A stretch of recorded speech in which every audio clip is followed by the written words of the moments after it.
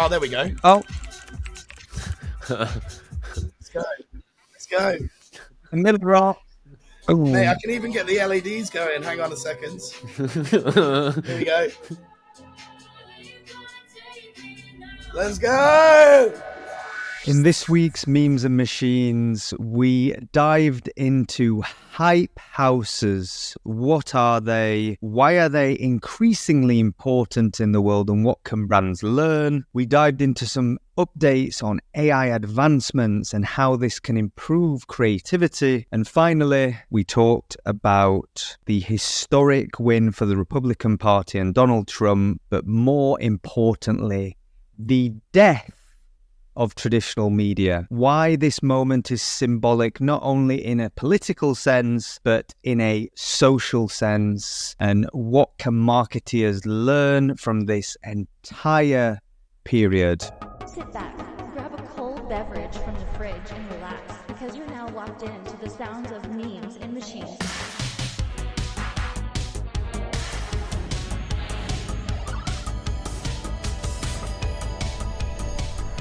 Gents, it's good to see you. The last time we spoke, we may or may not have been intoxicated in Amsterdam. I will not confirm or deny that rumour. How are you feeling? Yeah, right, mate. You? So I'm feeling sober. Sober, that's good. Yeah. Sober. It's an unusual feeling. You know what? I caught a cold while in Amsterdam. I think Chris gave it me, if I'm being very honest. Nah, I reckon you gave it me. I don't know about that. Anyway, gents, what happens in Amsterdam stays in Amsterdam. So we did get one of the interesting conversations we had was around memes and machines over dinner. And we decided that we need to challenge ourselves creatively. This is a fun conversation every week. We enjoy it. We found a small crowd of people that I think enjoy it. We get really nice feedback and we're very grateful for that. But I think we sit in this kind of quasi zone where a lot of the topics we talk about are very niche. They're maybe not as actionable as we could make them.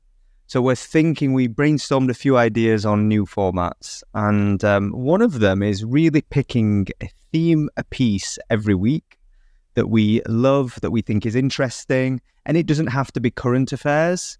It can be a topic that either isn't being talked about or some obscure story. And I think that's our lane of value. Finding interesting things on the internet that is useful, helpful, and insightful and entertaining for marketeers, creatives, or anyone who's interested in technology. So we're going to give it a go, and this will evolve over the next, I suppose, coming weeks. But I'm going to kick over to Ben to lay out his stall, his story. Hit us, Ben. So, I know for the last couple of years now, like, you know, I'm talking really about TikTok, short form, clipping, streaming, distribution, and recently there are a few parallels happening on there when it comes to like creator houses. Traditionally, like there have been these like TikTok houses where creators go there, they create content together, but now there seems to be just this evolvement of like these Big Brother style houses, and you've got two that are happening at the moment. You've got one which is being run by Foot Asylum, or Foot Asylum are associated to it as the main brand sponsor. They're a footwear company. They just sell shoes. Very popular amongst young people. Lots of like brick and mortar stores. And then this is like a Big Brother style house. Lots of the demographic of the influencers.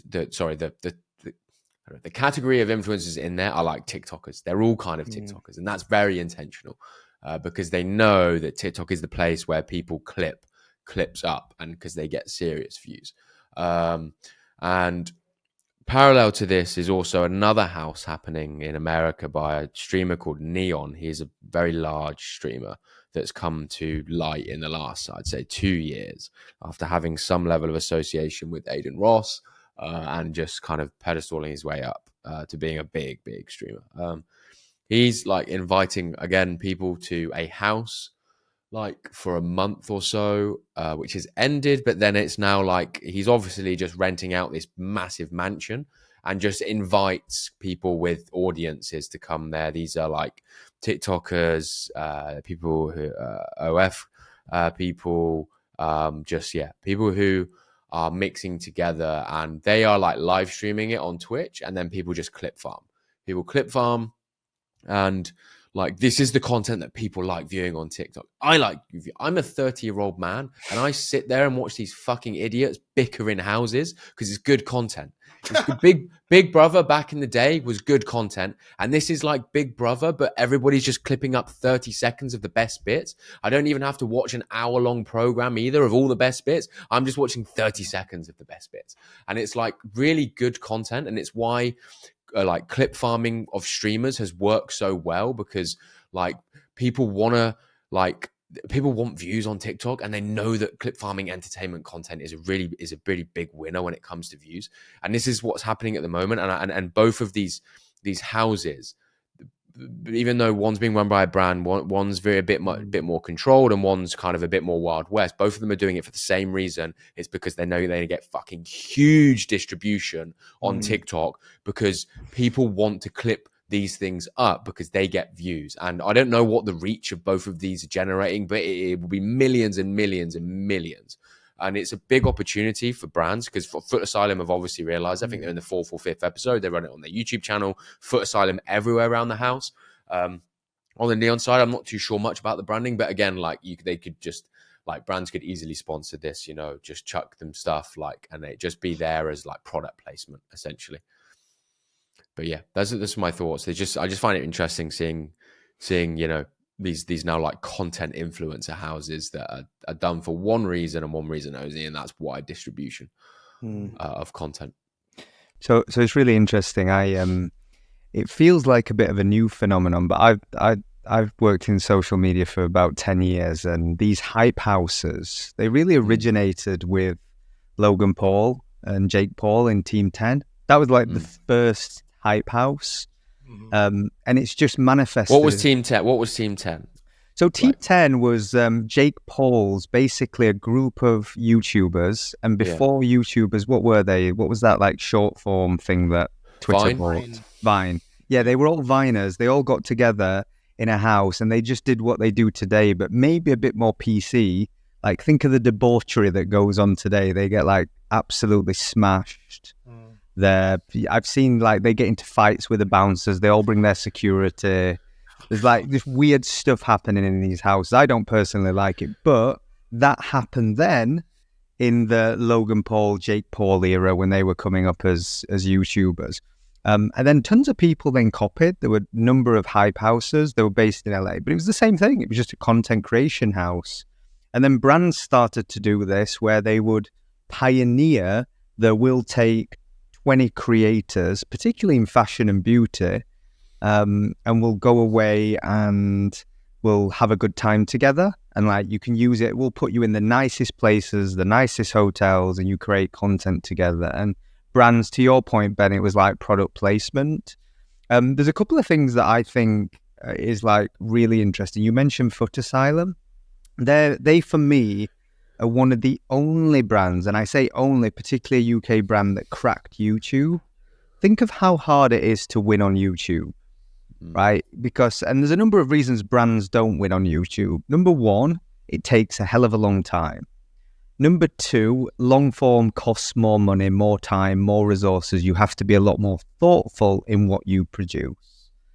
And number three, brands typically want to say and sell things, right, directly. They want to attribute. And long form content is pure entertainment. And what Foot Asylum did is they made a commitment to back creators and just basically create original YouTube programming. And I thought they did some phenomenal stuff. They committed to it for a long time. And then you've seen other brands like Pretty Little Thing. They did this like courthouse sort of drama. A lot of people have copied. But the big mistake is brands are not good at staying at the same thing for a long period of time, because there's always this pressure to attribute spend. And if I go to my CFO and say, I'm at a brand, I'm going to spend 30% of my marketing budget. We're not necessarily going to be able to evidence our ROI for at least 18 months, but I promise you we will stay relevant with our most important audience, assuming it's young people. And you'll see a massive unattributed uplift in sales across our stores and things that you do. Everyone would tell you to piss off. That's why brands don't do it. So I think there's like these interesting dynamics that go on. And at the core of all of it for me is co-creation. It's an era where creators come together to be greater than the sum of their parts. You see it in like LinkedIn with people doing engagement pods. You see it on Twitter with engagement pods. You're seeing it with content creation houses. You're seeing it with brands merging. You're seeing with what we did at SEMrush, bringing together B2B creators, speakers, professionals, all under one roof to co-create. So for me, it is an era of co-creation that we're going into. And I think it's going to be here for a while. It's only just getting started. It's been around forever, certainly as long as I've been in the industry. Do you know my thoughts on this is someone about 6 months ago told me that Japan was earning 10 billion a year in live stream content, and that they were 5 years ahead of everyone else in this regard, and that a lot of online content is going to be live streamed. And Twitch, Ben, you've come from that background, and the platforms like that, I honestly thought were going to take off more. But in the AI era, it's the only way of knowing that it's real. That's the thing that's super... That's interesting. Because even 5 seconds after, and we pre-record something, I could have asked ChatGPT to summarize my thoughts, and bang, I'm now reading from a script. If someone sends you a LinkedIn DM, then again, you can just pretend you know what you're saying, because you can ask a large language model to give an expert answer, copy and paste its response. How do you know that came from an expert? You don't. The only way to know is talking to them live, or them content live streaming through a social, because otherwise it can be augmented. Even I think that AI will be able to be added as an overlay to live content. It's just not here yet. So in terms of like where humans are going to be AI in social media, live is really the only format that they are going to be able to compete with. So for now as well, and Japan was way ahead of this like trend in terms of live stream. They do live stream shopping, which I heard is big on TikTok and stuff like this as well, Again, it's kind of a historical reboot though, because can you remember if you're old enough to remember the shopping channels, there were like 24/7 dedicated shopping channels, that was like 10, 15 years ago. And now they're coming to social media. No surprise really. But all of these things are cyclical. But you raise a really good point. If you go macro trend, more and more of the things we see and consume are going to be artificially created and not real. And suddenly, what do humans all crave? Real and authentic. Yeah. You've seen it in the election, etc. So, people don't want the facade. It's easier and easier to fake this stuff. So, the idea of live is that it's the hardest to fake. I have actually seen, and no doubt you guys have seen it as well, there are totally people that can live stream Elon and project face swapping and deep fake themselves. It's totally possible, but it's very, very hard to do. Still, even for an expert right now, you need a very advanced setup. You need to make it look, and that's, it the more probably it requires, the less likely it will be spammed. Yeah, the reality is, though, you can imagine that, yes, that viral video that went around where the person looked like a young version of Elon, I would say, there only has to be one software breakthrough where it's accessible for everyone, right? It's like, that could happen in 6 months, it could happen in... it's like... even my story today, we're going to be talking about a version of that in Runway's Act 1, I'm not going to, just a little teaser for later, but that is a version of that. You literally take a driving video like me talking right now, and you add a prompt overlay to cartoon, and you output me as whatever. You can augment me into whatever you'd like.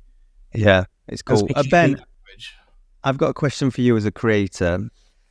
Would you would that appeal to you, being like at the center of some content creation house? And then do you think that this is just the start for brands like playing in these spaces? Not sure if I would, because of the nature of the content I create, unless it was like it could be a first of its kind, like an education content house. If somebody could tell me that if there's been one that before, but traditionally they've all been entertainment based houses. Yeah. Like an education tech house could be cool. Like just loads of guys with tech and who do tech, and brands just send them all the tech to the house, and they just do like loads of reviews and stuff like that. Like, okay, here's a question B for you then, Ben. Who's in your tech education house other than Marcus Brownlee? Oh, I don't know who it'd have to be honest. I don't know. That's a hard one, isn't it? It's hard because most tech guys I just think are boring. Like, I don't know. Not to say that I'm the most funnest person in the world, but like, I don't know whether I'd have a pint with a lot of tech creators, to be honest. You know, there's that like pint thing where you're like, would you go for a pint at the pub? I don't know. Not really sure, to be honest. Like, and I'm not sure, but I do think it could be cool for tech brands to sponsor some sort of house or something, and play around with that, because not the same, but Sony do it every year where they run a creator trip where they host a ton of their like ambassadors and people, and they invite them for a week, and they all get to like hang out, and they take photos and videos together, talk about tech, and they create content about the tech and who uses what camera and what lenses, like lots of like free organic content, like really, really smart, like 30 to 50, like maybe more big creators. It's kind of the same thing. I don't know whether a house would work for tech education. I'm not entirely sure, because, you know, it's just, yeah, I don't know. But I think there's potential there. It could be a good ROI for a brand because it would be cheap. The thing is that goes back to the SEMrush experience, like where we met, and why I ultimately said yes, even though it took up my whole weekend, which and I had to do some content, which would have cost money, is because I'd never been offered an experience like that before, right. And so I was willing to do it. Like, and in the education space, especially. Like we don't get the brand trips. We don't get the little dinners. We're not in the makeup and fashion needs. My sister goes to one every fucking week. Yeah. And I'm like, I want to do that. Like, I'm quite happily go to dinner and get a little £100 goodie bag, and we all just chat, and I do a little story, which would have cost them maybe 500 quid. And actually all that I got from the event was £200, but I got the event. And actually the brand got 10 influencers that all did stories and that, which would have cost them 5, 10, 15, 20 grand. Yeah. And they just had the experience. And I know brands are doing this more, and they are creating these experience, like the actual like customer experience trips and the influencer trips. But in the business space, in the education space, it is non-existent, and it doesn't have to be absolutely mega fantastic. It just has to be something new that I've never done before. And I go, I'd quite like to do that. Even if we go to a bloody high ropes place, I don't fucking know. Just pay for me to let's go to Milton Keynes Escape with loads of 20 influencers, and we have some fun. You touch on such an important point. You said ROI. So these are like intangible ROIs. So obviously there's the cost of the event, the resource, the teams that put this together. And sometimes it's not easy to attribute that success. Oh, we got some content. What happened to sales? However, there is an invisible ROI that people do not understand. It's the feeling you have with that brand. Like, I'll be honest, before SEMrush, we started getting involved, meet the team, we get to know them. I had no opinion of them. I actually thought their branding was shit. I looked at them. I thought they were honestly, I looked at so many things and go, don't really like them. But I know many of my peers and colleagues know they build a really good product and SaaS product for SEO specialists. But now they're doing so many other things, and they're vertically integrating so many more technology solutions. I'm a big SEMrush advocate. And the invisible ROI is when I have a conversation with very influential people buy expensive software week in, week out, that I do all the time. That's the value. I think you just hit the nail on the head there. Is if you think about it from a brand's point of view here, like hiring entertainment influencers comes at a very high risk. Plus they don't convert, like Ben's education stuff actually converts to sales. So do you, Ollie. You know, when you talk to people and recommend something like SEMrush, because of your background and agency experience, people actually go ahead and buy it. You know, entertainment doesn't really convert to sales like that. And you're talking about brand awareness activities here, which is so many brands try to attribute brand awareness to sales directly. Whereas actually it's a much more complicated like attribution funnel than that. We both know that, especially in B2B. Like if you're going to buy like a subscription to something like SEMrush, you're not just going to do that on a whim. You're going to do that over the course of... Here is the difference between influence and audience. They are not the same thing. Entertainment sells transactional stuff, which is like impulse purchasing of e-commerce products. Education sells B2B actual services that are long-term, valuable, high-ticket items. That's the difference. Like, so if you're a brand, recognize that educators are less risky, convert higher, you know, don't get these opportunities nearly as much as entertainment people, as Ben recognized earlier. We are cheap dates. Ben and I are cheap. Send me a microphone, and you know what? You'll get so many. No, I am joking. It's like there is this thing though. I always think, you know, as a marketer's job, our number one goal is to understand people. And there are many psychological principles that fall into this, but one of them, a very simple one, is reciprocity. The idea that if you do one small act for me, I feel obliged to return back a magnitude of value back to you. And one of my favorite studies on this was around tipping. So they did a study around restaurants, and they basically got the host that did service would go over to a table at the end when they hand the check and put a mint down, a single mint. And they saw there was like a marginal uplift in the amount someone would tip if you gave them a mint, like tiny bit, but not much. However, what they did was they walked away after putting one mint down, and they tested if they went back and gave them a second mint and said a nice word, like, oh. And because that wasn't expected, you kind of half expect a mint. It didn't really make much of a difference. But the minute people felt like they were being special, they were treated differently, and you give them an extra mint, the tips went up something like 15%. It was like a wild difference. So the action didn't determine, it was the feeling. And this is behavioral science in practice. And the more that companies understand that the intangibles are where you get real success, and like you're doing things that are different out of category, the fact that a large enterprise software business is throwing like consumer level grade like creator and influencer parties and events and things, they are gaining such a competitive edge. And it'll be difficult to attribute initially, but I promise them in 12 months' time, all these investments they're making will massively pay dividends. Totally. On this note, by the way, just before we segue to the next story, one of my favorite people that I met up with in SEMrush Amsterdam was John Thornton from Surreal. Do you guys know him? The copywriter. Oh yeah, the copywriter. Really nice guy. Sweet. Oh my God.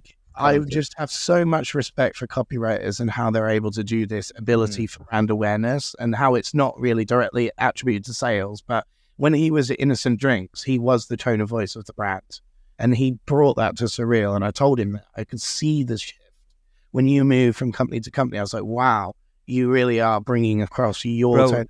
I'll tell you an insider joke for any Memes and Machines crew.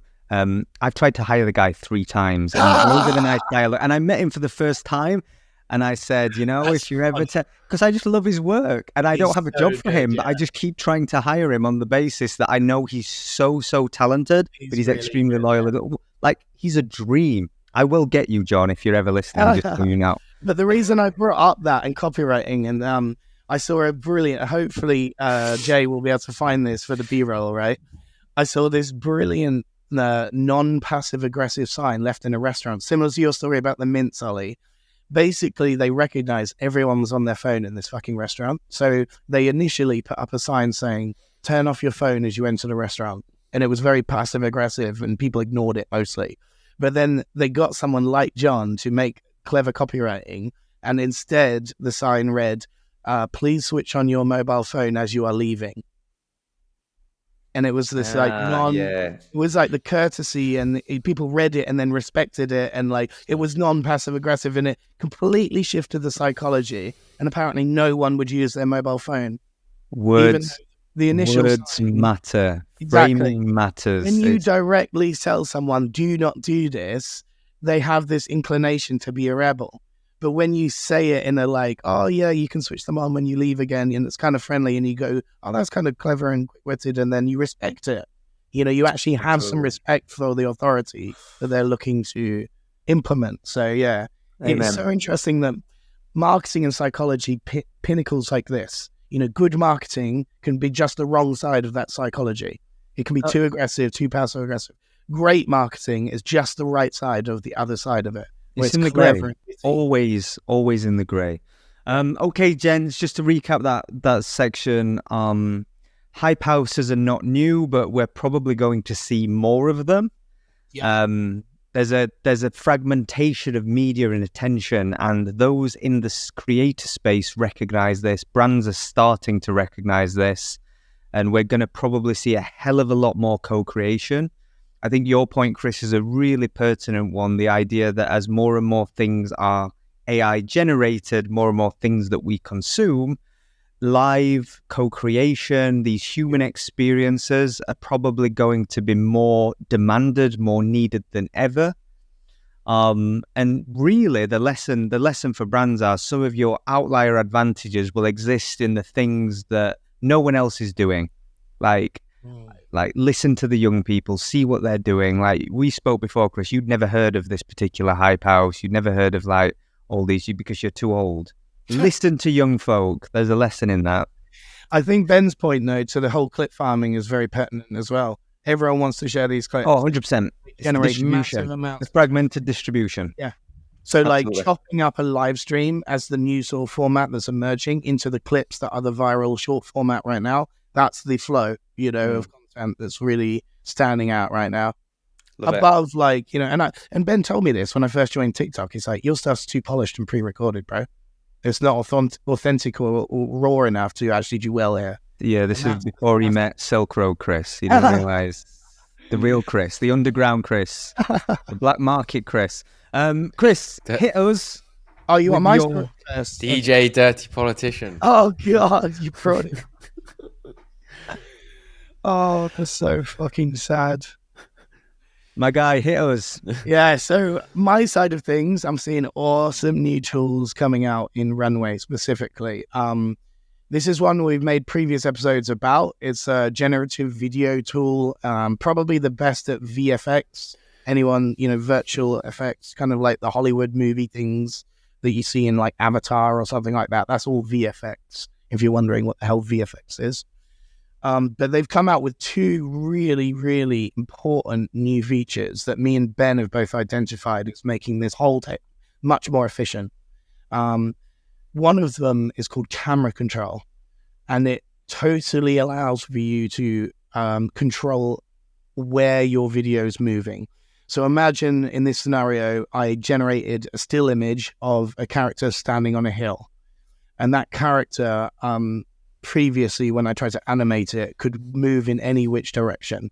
I had no real way of controlling which way the character was going to move. Now I can actually ask the camera to pan to the left, ask the character to slide off the left of the hill, and have full creative control over the way that the AI is going to animate my image. And before now, that was completely impossible, so you'd have to generate 10 times as much in order to hope. And it's more of a bingo thing, you know, it's kind of like spin the wheel and hope that it goes the way you want it to. Whereas now you have, if you know cameras and you know how to control cameras like me and Ben do, then essentially you have way more creative control over it. And I think a lot more people will be interested now. And the second part of the news is that there is this idea, and this is kind of new to them, although there was an ability to do this through something called Live Portrait before, but they've called it Act 1, and it completely rewrites how you do prompt engineering. So you basically don't need to give it a prompt, you need to give it a video as input. So I could record a 10-second video of myself just talking to the camera, doing any expression I want my face, and have that generated into a character. I can become any character I want. And then through the ability through like 11 Labs, add any voice I want. So you'd have no idea that I was every character in the film that I generated. because they'd all look different, sound different, but I'd be the driving force for all of them. So it's like, one side we've got complete director's camera control. On the other side, anyone can become any character. And I thought, that's pretty insane. But what are your guys' thoughts on that? Like, could you... How do you think it differs than live portrait? Live portrait is so much harder to get. Like, this is the thing I've noticed. User experience matters so much. To get live portrait, you needed to know about GitHub. You needed to download this from GitHub and locally install it to your computer. You needed a hard drive that had the capabilities of running such a high-valued video model. You had all these fine-tuning options that looked like coding. They're like 5 barriers to entry.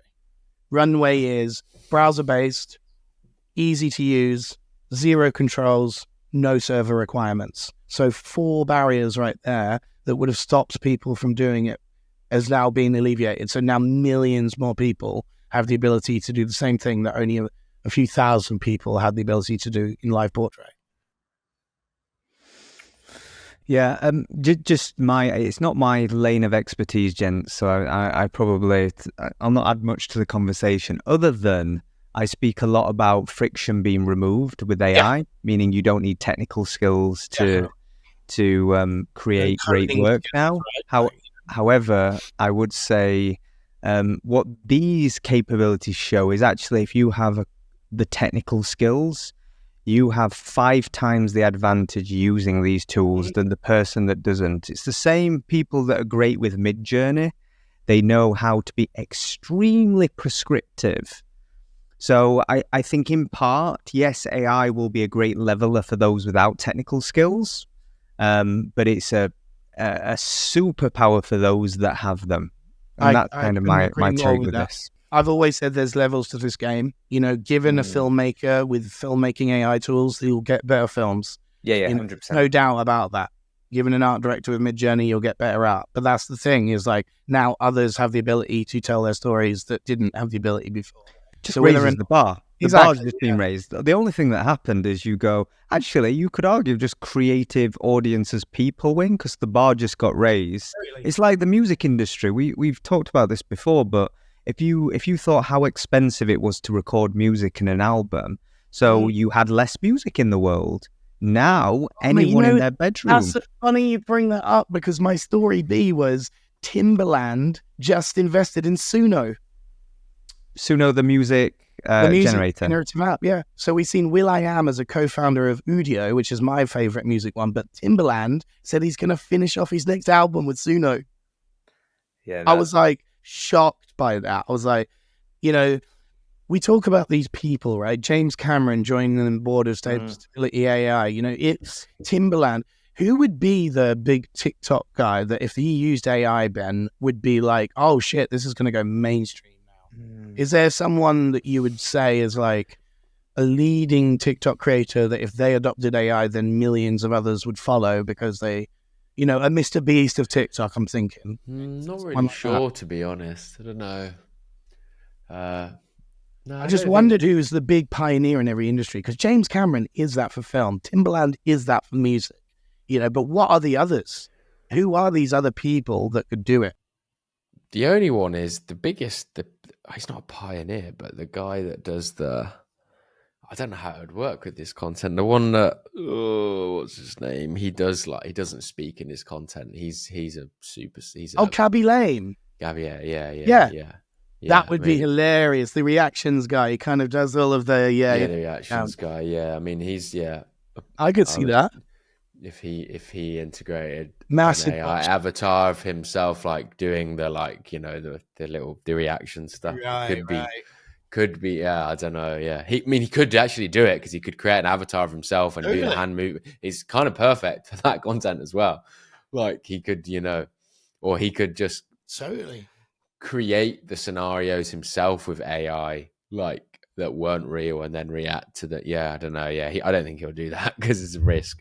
Here's the thing I wanted to ask you guys, right? I don't know if it's just my algorithm. I'm seeing more and more people who are just using their HeyGen avatars. They're not at all recording content. I think that's just, I see it a lot.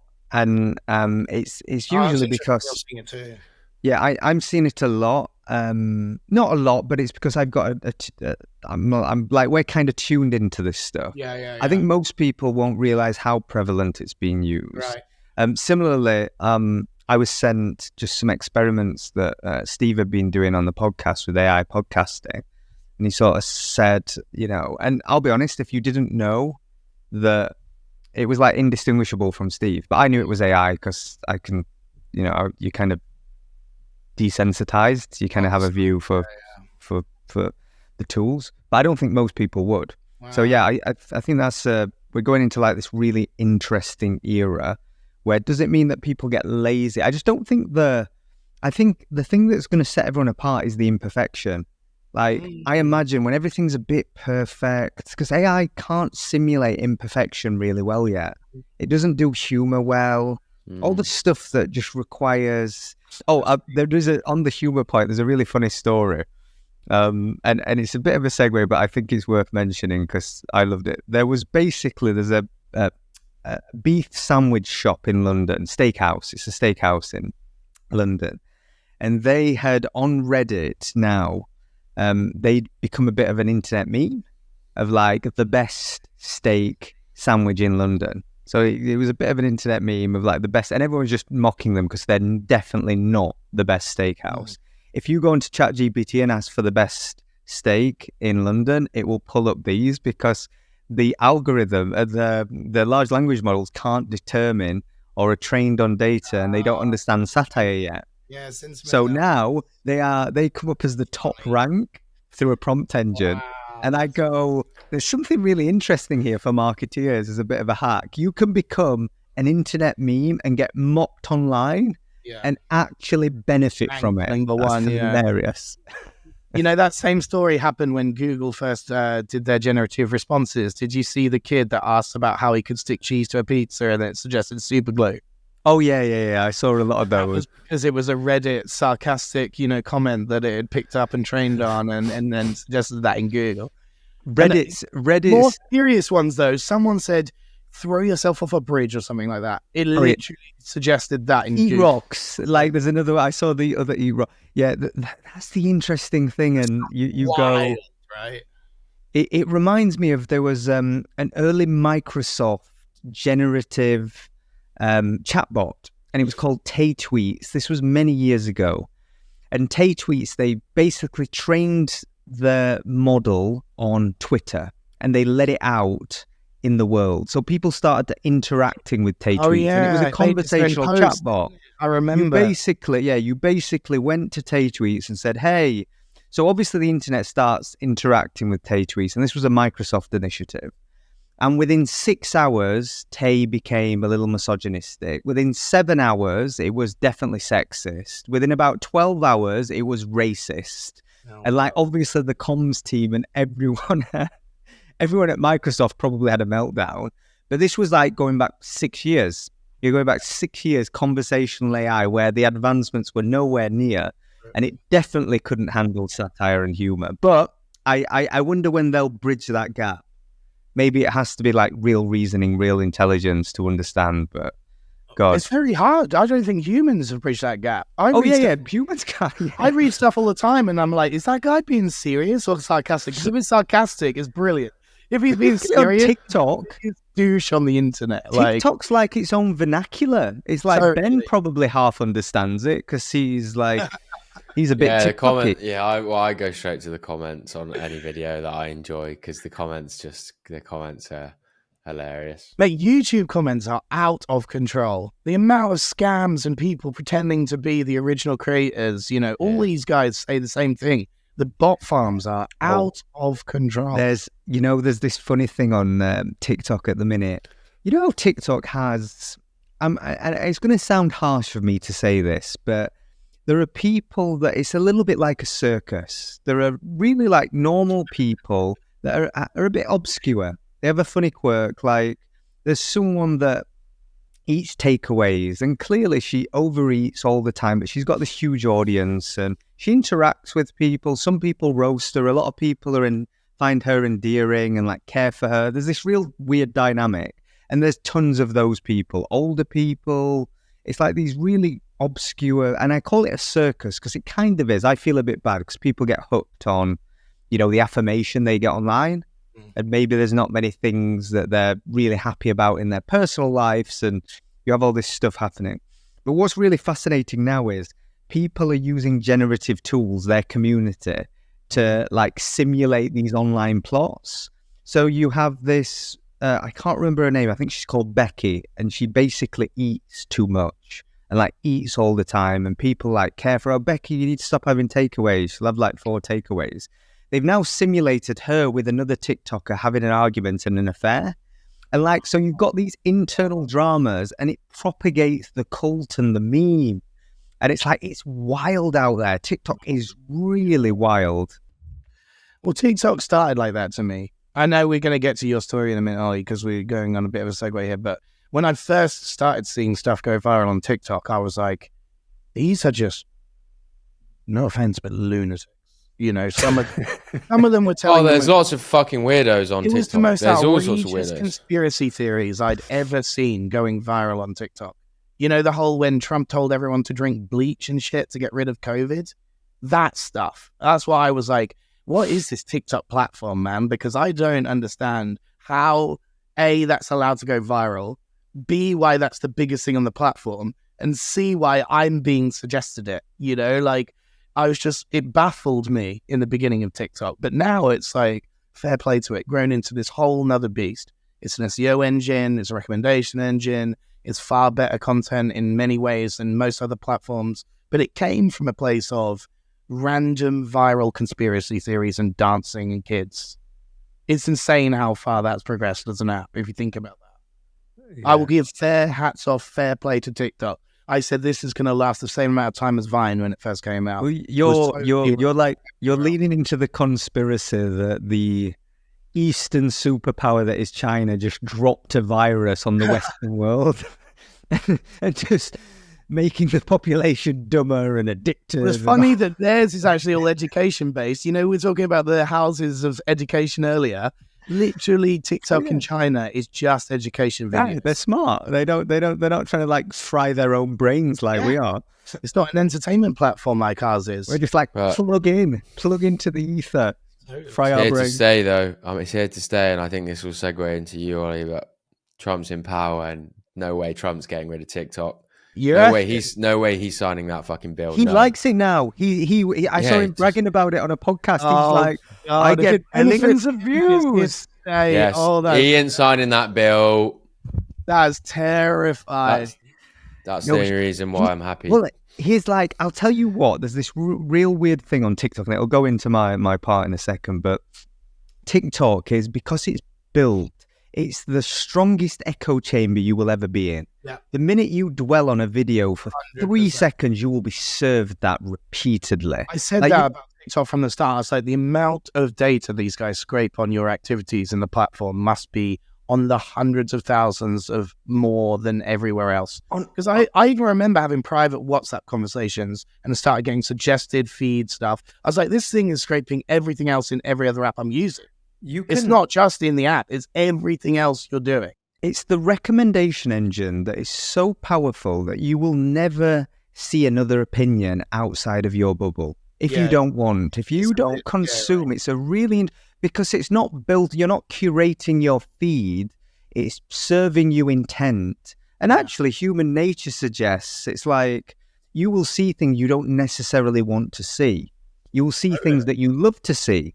So there's these really interesting dynamics. And I'm increasingly spending a bit more time on TikTok. There used to be a client of ours going back many years, and I helped them launch in the US and do the heavy acquisition. So I know from within those walls, the last time when Trump was going to ban TikTok pre-COVID, like all the contested moments that were going on, or was it during COVID? I can't remember, but I was in the US at the time. So it was a very interesting period, but seeing what a behemoth it has become and how it's influencing the world, which segues me onto my point, and I just wrote down one word. I'm going to read it to you, chaps.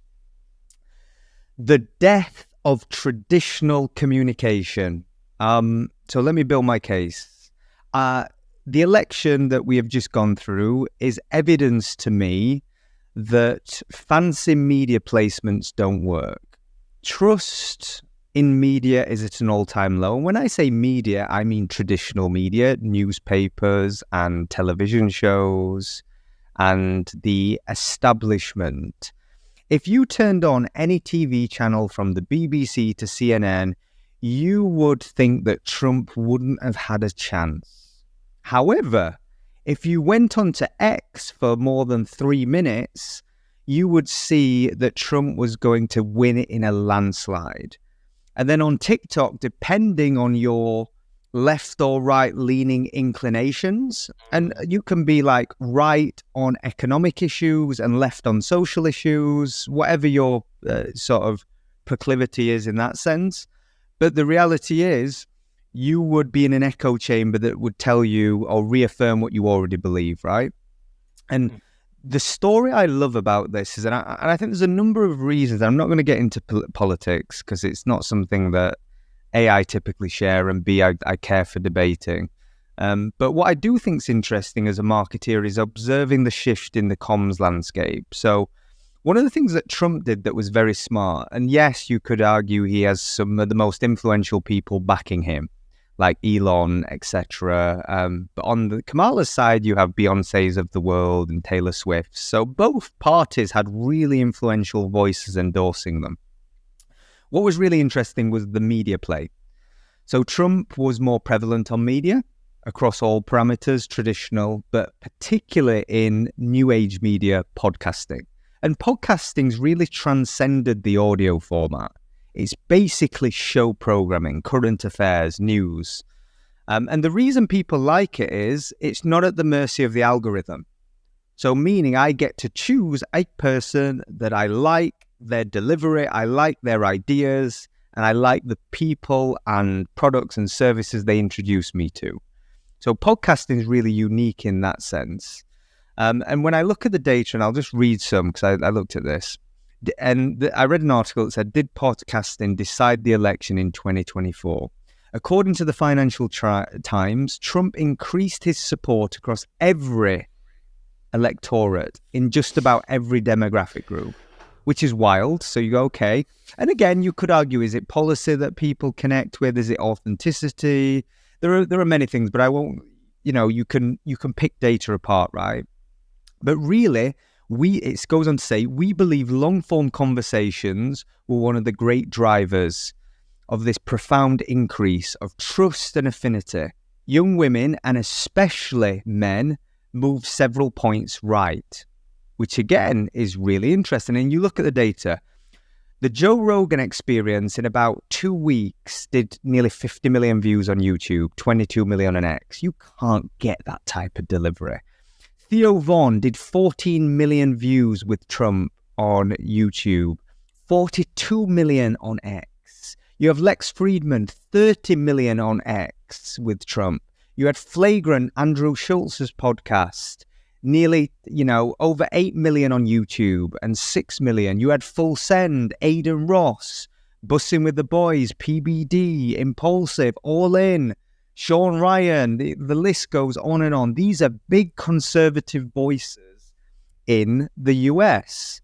So you read all of that and go, by a landslide, and even though the Harris campaign went on Call Her Daddy, comparatively, it had a very nominal reach. And look, Trump, the long-form format is built for a guy that can rant for 4 or 5 hours at an arena, the kind of Trump rallies that he does. So the format is built for him. He can just talk and talk and talk and talk. And maybe for an ex-prosecutor that, needs sound bites and needs to be prepared and needs a teleprompter and is a bit more methodical, that's maybe not the forum for Kamala. However, it is undeniable, but I think this was the first time we have seen where it's become evidently obvious, even that everyone's kind of known, that this is the death of mainstream media. And if you are a communication business like traditional PR, I don't know why you would waste any resources or energy on trying to get these traditional media placements, these glossy, perfect soundbite placements, because it serves your ego. 20 years ago, it used to mean something. It could move the needle. Today, I would go all in on new age media, podcasts, faceless communities, creators, influencers. I would only play that media game. I rest my case. I got some interesting little stats for you. So I saw the other day that the old school way, like you're talking about the live TV shows like Saturday Night Live, you know, the ones that used to get 50 million views and stuff like Joe Rogan does nowadays, they actually get more impressions through the clips on their YouTube channel than they do live viewers now. Can you believe that? Say that again. So the traditional ones, you know, like the ones that Trump would have done in 2020 and 2020, you know, with the other pre-elections, where it's like, where is all the attention? It's in the late night TV show hosts, you know, the like Saturday Night Live people, or the like David Lettermans, or the Jimmy Fallons, or the whatever. They were where all of the attention was in the last election. And now all of these guys get more impressions through their YouTube clips than they actually get live stream viewers. Doesn't surprise me. They even had to go to the news. Surprise me. But what's cool is that seeing politicians do these rounds on these podcasters is a complete legitimate, that's where the attention is.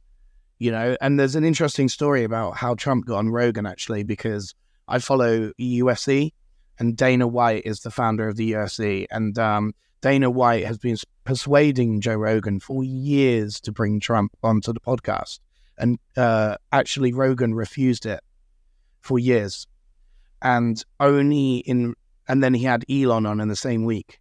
You know, it was a very last minute thing to get all of these things. And it's really interesting to see how much it moved the needle amongst our demographic, because everyone I know was saying, have you seen that Trump's on Rogan? Everyone I know in our age bracket of our, you know, males of like 30 to 45. I think if you're of the opposing view, you were interested because it's the social hype. Totally. Whether you hated or you love or hated him, I think you were watching that Rogan The big program, thing right? about Kamala was she just reads off a script. She needs a teleprompter. And then Trump went onto a 3-hour long form, open format podcast to show that he has his own opinions. He doesn't need a teleprompter. He doesn't need a script. So it was all very strategic. Even though podcasting is now the place everyone tunes into, it was the medium of 3 hours of long form unscripted that everyone wanted to go, oh, I can now trust that person. You know, Do you think politicians don't do that. Do you think, though, that there's like a tale of two halves? It's like politics has always been a little bit of a popularity contest. Now it's like pure entertainment, you could argue. America is literally just a reality show.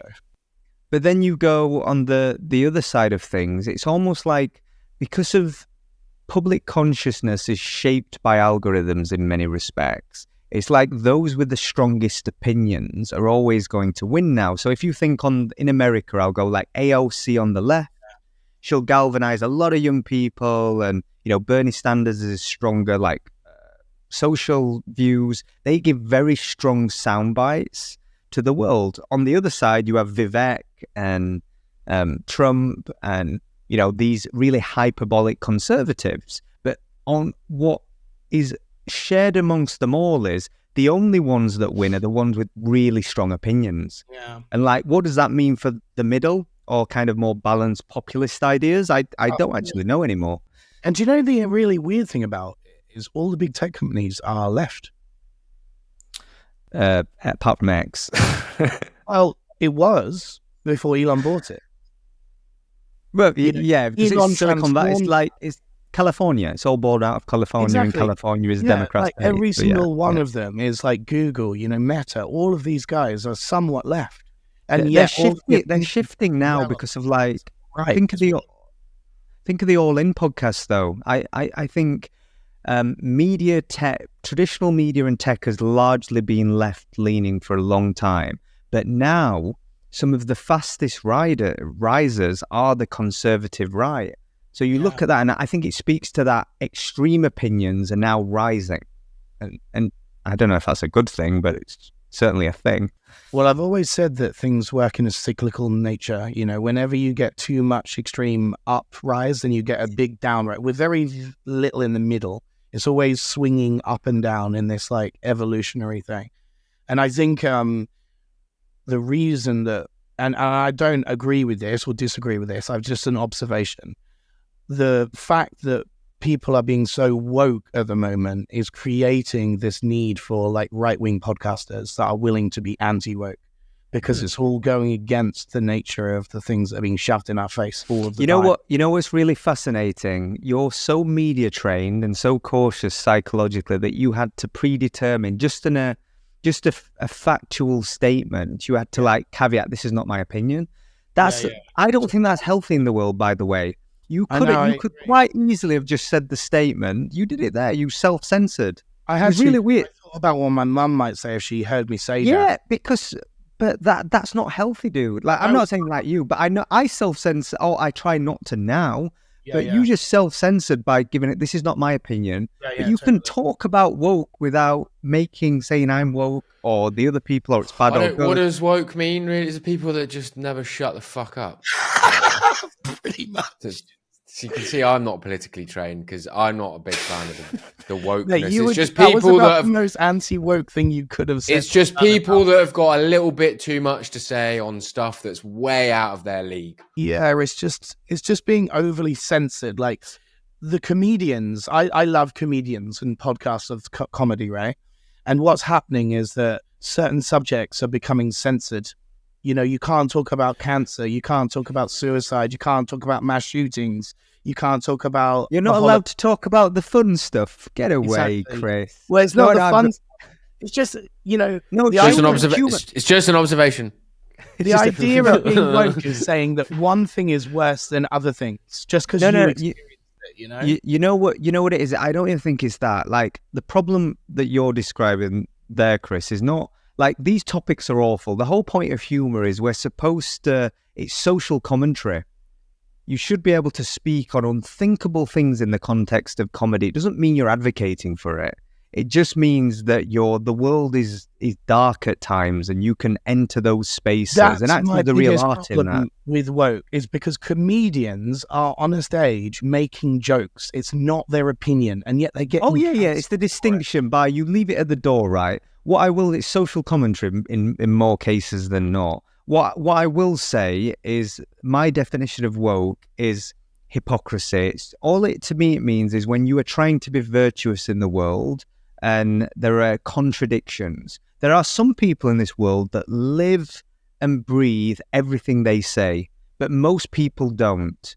It's the ad industry. One of my biggest bugbears about the ad industry is there are agencies that say we will never work with Shell or oil or BP, but you'll work with a car manufacturer, Mercedes, which is equally as bad at polluting the world. You'll not work with a vaping company, but you'll work with an alcohol business that actually probably causes more. And it's like, at least if you have a moral standard, be consistent. And to me, wokeness is inconsistency and projecting these virtuous, I am better than you, I am morally superior to you. I'd say that's and what you see, that's my view of woke. In advertising, we call it greenwashing too. Yeah, greenwashing. It's like all of that stuff. Then, but yeah, Ben, it's just like that's why I'm seeing it as like an anti-trend. You know, every time we see a major trend in one direction, there will be the counter trend. You know, and that's how cyclical things work. Like 90s was very like, you know, one way, and then 2000s was very another way. And in music, this has been so true. You know, we had like the hippie era of the 60s, and then we had the trip era of the 70s. Then we had the psychological disco era of the 80s. You know, they couldn't be further from one another. And yet it was all as anti this, you know, like I want to be anti like disco. So I'm going to go really rock or whatever, you know, like what's the opposite of disco? You know, dirty politician. Dirty politician, Chris Branch, DJ Dirty Politician. My message to the world would be that everybody just needs to relax a little bit, stay in their own lane and focus on themselves. Nice. Too many people just getting involved in shit that's just just shut the fuck up, relax, and just focus on you. Was It that annoys me that people. great again?